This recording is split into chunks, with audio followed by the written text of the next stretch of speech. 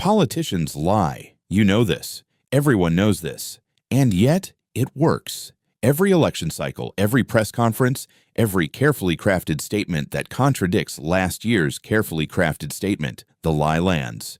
People believe it. Some people defend it. The question isn't whether politicians lie. The question is, why does your brain let them?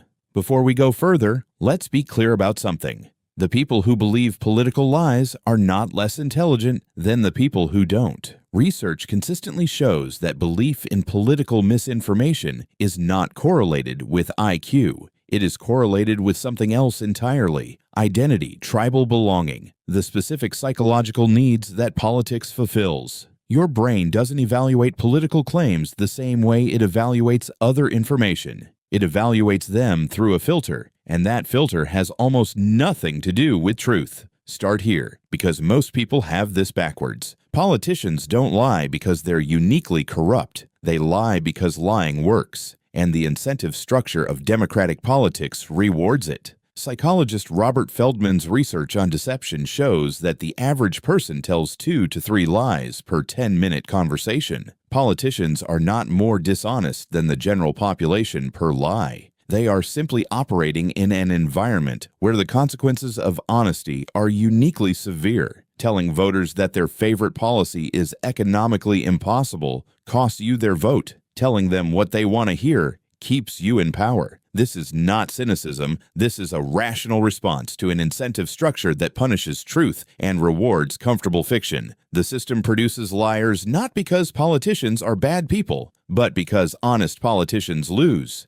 Here's where it becomes personal. When you hear a political claim from someone you support, your brain does not evaluate it neutrally. It evaluates it motivated. Psychologists call this motivated reasoning, the tendency to assess information not for accuracy, but for whether it confirms what you already believe and want to be true. Brain imaging studies show that when people encounter political information that supports their preferred candidate, the emotional reward centers activate. It feels good to have your beliefs confirmed. And when information contradicts your preferred candidate, the threat detection system activates. The brain treats contradictory political information not as data to be evaluated, but as an attack to be repelled. This is why fact-checking rarely changes political beliefs. The facts arrive and the brain says, "This feels like an attack.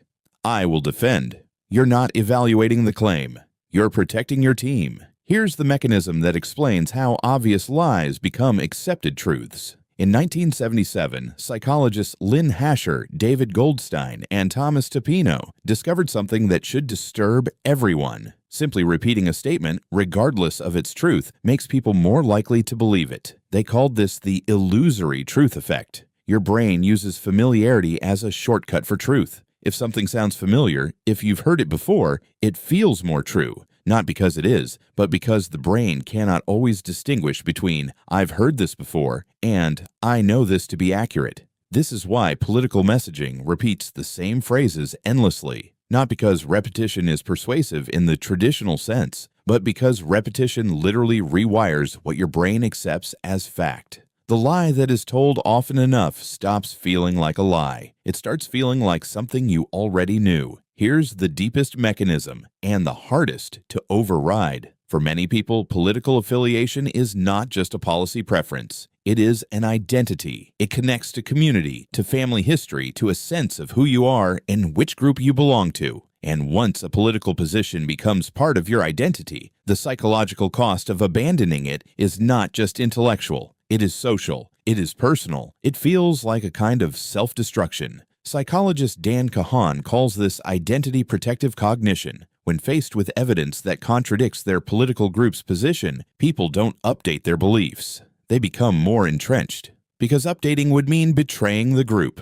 And the brain treats betrayal of the group, even a symbolic political group, as a genuine existential threat. This is why political lies don't just survive contradicting evidence. They often grow stronger because of it. So what do you actually do with this? Here are 5 signals that political lying is active and that your own brain may be helping it along. Signal 1. The claim makes you feel good. Accurate political information is often uncomfortable. When a political claim produces immediate satisfaction, that's a signal to examine it more carefully, not less. Signal 2. You heard it many times before checking it. Familiarity is not evidence. The illusory truth effect means the more often you've heard something, the more suspicious you should be, not less. Signal 3. You feel angry when it's questioned. Anger at a challenged political belief is almost always identity protection activating. The question isn't, why are they attacking this? It's, why does being wrong about this feel like a personal attack? Signal 4. The claim has no specifics. Political lies tend to be emotionally resonant, but factually vague. Strong feeling, weak detail, specific falsifiable claims are much harder to sustain than emotional narratives. Signal 5.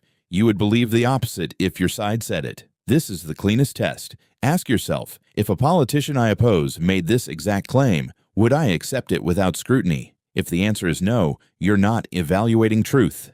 You're evaluating team membership. Here's the uncomfortable conclusion. Political lying doesn't work because politicians are uniquely skilled manipulators. It works because the human brain, built for tribal survival, wired for motivated reasoning, confused by repetition, and terrified of identity betrayal, is almost perfectly designed to accept it. The protection against political lying is not being smarter. It is being aware of the specific mechanisms your own brain uses to help the lie land. Because the most dangerous political lie is never the one from the other side. It's the one your brain decided to protect before you even had a chance to think.